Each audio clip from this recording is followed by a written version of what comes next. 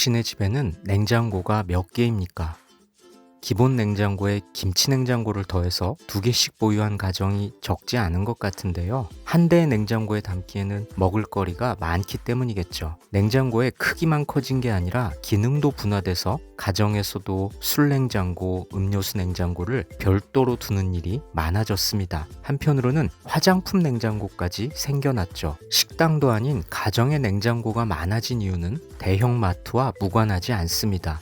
대형마트의 기원은 미국의 교외 지역인데요. 구매자가 자동차를 몰고 가서 한 번에 많은 양의 식료품을 사오는 시기였죠. 1990년대 중반 이후 한국에도 대형마트가 생겨나기 시작했는데요. 이제는 부도심에서도 대형마트를 많이 볼 수 있습니다. 대형마트에 가면 의뢰 필요한 양보다 많이 구매하게 됩니다. 자연히 큰 냉장고가 필요할 수밖에 없겠죠. 한 집당 한 대 이상씩 자가용을 보유하게 되면서 한 번에 많이 구매해도 집까지 들고 오는 게 어렵지 않다는 점도 냉장고를 키우는데 한몫을 했습니다. 그런데 우리에게 이렇게 큰 냉장고가 정말로 많이 필요한 걸까요?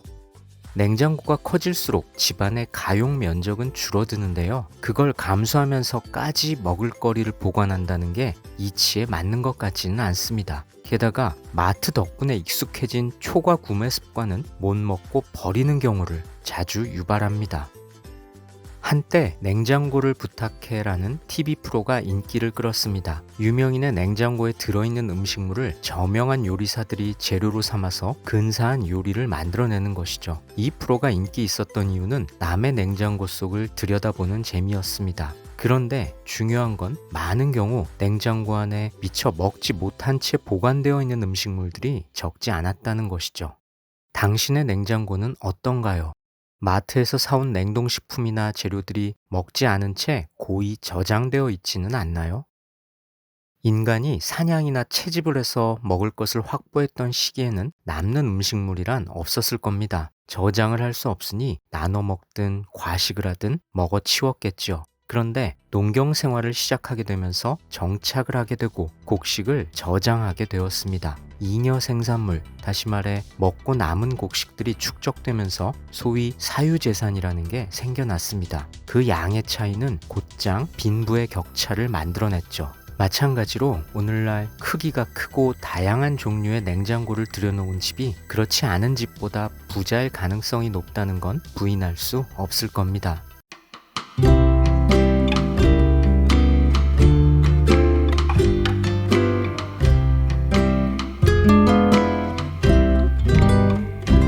주전 1400년대에 이스라엘 민족은 이집트를 탈출합니다. 400여 년간의 이집트 노예 생활을 청산하고 하나님께서 주기로 약속하신 팔레스타인 지역으로 대이동을 하게 되죠. 이스라엘 민족은 40년간 사막과도 같은 광야에서 유랑을 하게 됩니다. 이때 하나님께서는 만나라는 먹을거리를 하늘에서 내려주시죠. 만나는 이스라엘 민족이 광야 생활을 하는 동안 매일매일 내렸습니다. 그런데 한 사람이 하루 분량만 거두어야 했습니다. 한꺼번에 많이 거둬서 비축하는 건 엄격하게 금지되었죠. 왜 하나님께서는 그렇게 하셨을까요? 만약 많이 거둬서 비축하는 일이 허용되었다면 저마다 많이 거두려고 꾀를 내었을 것이고 탐욕이 개입하기 시작했을 겁니다. 개인마다 비축된 양의 차이가 생겼을 거고요. 그로 인해 사람들 간의 사회적 계층이 생겨났을 겁니다. 인간의 탐욕을 예지하신 하나님께서는 만나라는 음식을 저장하지 못하게 하심으로써 인간으로 하여금 자족하는 삶을 살게 하신 거죠.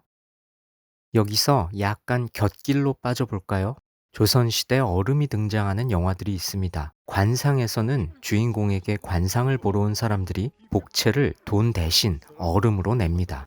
난리가. 이게 뭐지? 이 얼음.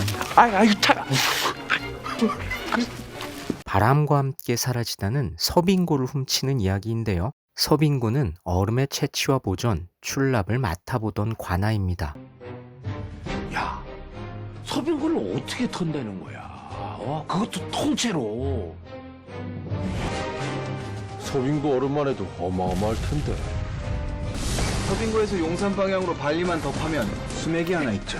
이 수맥을 얼음이 얼마나 귀했으면 화폐 대신 사용되고 나라에서 관리를 할 정도였을까요? 얼음이 귀했으니 냉장고는커녕 음식물의 보관이 여의치 않았을 겁니다. 그런데요, 양문형 냉장고에 김치 냉장고에 각종 음료수 냉장고까지 가득 채우고 사는 우리들은 그 옛날 조선시대 사람들보다 과연 행복한가요? 아키바이블입니다.